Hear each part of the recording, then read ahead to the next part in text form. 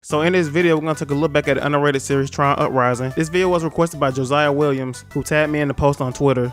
So let's get to it. Cue the intro.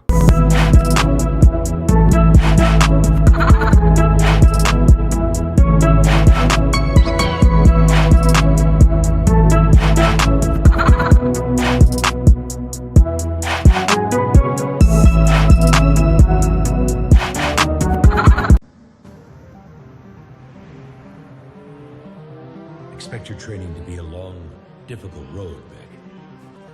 Before victory, there will be setbacks.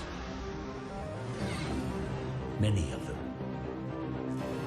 Tron Uprising was produced by Charlie Bean, Edward Kiskis, and Adam Horowitz. In an interview, they explained they have been fans of the Tron series since they were kids, and working on Tron Uprising was a great opportunity. Tron Uprising was a sequel to the 1982 Tron movie and a prequel to the Tron Legacy movie. A little more on that subject later. The series was a mixture of 2D and CG animation. Charlie states since he came from a 2D background, he approached the show with the 2D aesthetic, along with Alberto Miogo as the lead art director. Alberto was the visual consultant for the Spider-Man Into the Spider-Verse movie, just in case you're wondering what his credentials are. The vehicle designs were done by Daniel Simon. He designed some of the vehicles in the Captain America First Avenger movie, and the characters were designed by Rob Valley, known for animating the Gorillaz music videos.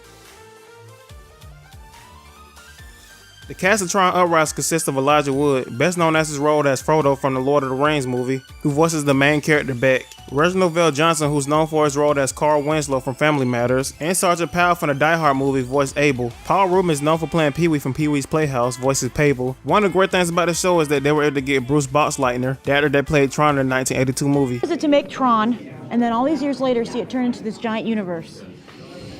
It's absolutely humbling, to tell you the truth, and I wanted to still remain a part of it if I could, physically could, and I was so happy that they asked me back into it. I mean, they could have gone on, like a lot of movies we're seeing now with these brands from another time.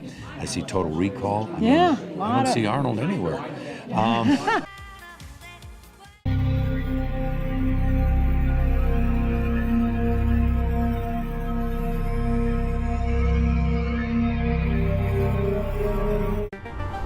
Deep inside a computer exists the grid, a digital world where programs live in peace. Attention programs, you are now volunteering for the games. Until now.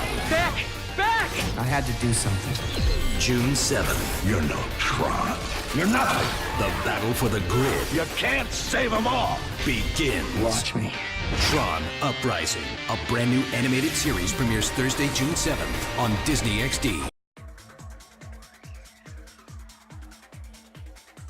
Tron Uprising premiered on Disney Channel on May 8, 2012. Then it moved to Disney XD on June 7, 2012. The series only had one season with a total of 19 episodes. The series follows a program named Beck, who in the beginning uses the Tron persona as an act of rebellion for the Clue's military forces in Argon City, until later he meets and is eventually trained and mentored by Tron himself, whom many want to assume to be dead. Tron and Beck's relationship sort of mirrors Bruce and Terry's relationship from the Batman Beyond series, only instead of being too old to be able to fight, Tron was gravely injured in combat. When I was doing research, it seems that this show received a lot of praise. After I finished watching this series, I was kind of mad at myself a little bit. I knew the show came on Disney XD, but I always ignored it or always turned it to something else. Maybe it was just me being biased at the time, because when I thought of Tron, I thought of this. Becoming the Tron guy really changed my life. Before, I was just the average computer geek, toiling away anonymously in an office somewhere. But instead, I got an amazing series that honestly felt like I was watching a feature film that got cut up into 22-minute segments. The producers made Tron Uprising for all ages, and this show is pretty dark. Tron lives. Interesting. Who else knows about this?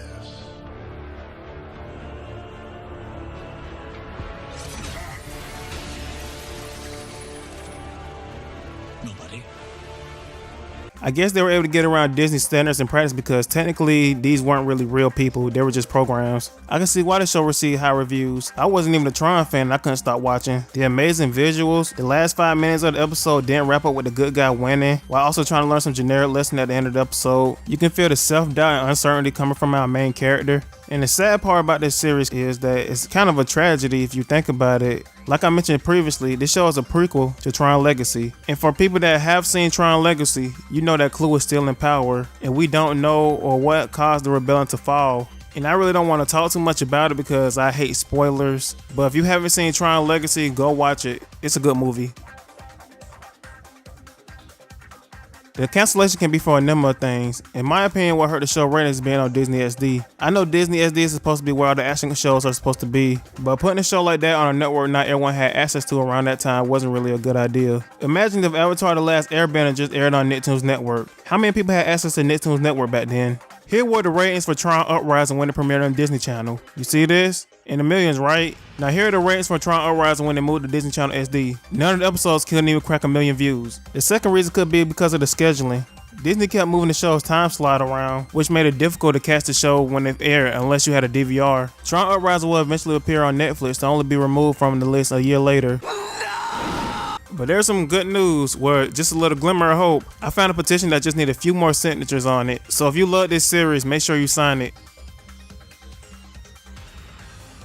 At the time of this recording, Charlie Bean is set to direct the live action Lady and the Tramp movie. Edward Curtis and Adam Horowitz went to create the series called Once Upon a Time. Elijah Wood, the voice of Beck, is starred in the upcoming movie called LA Rush, based on the video game. Bruce Bottler, voice of Tron, stars in roles like President Barker in the Supergirl series, as well as a role in the upcoming series Space Command.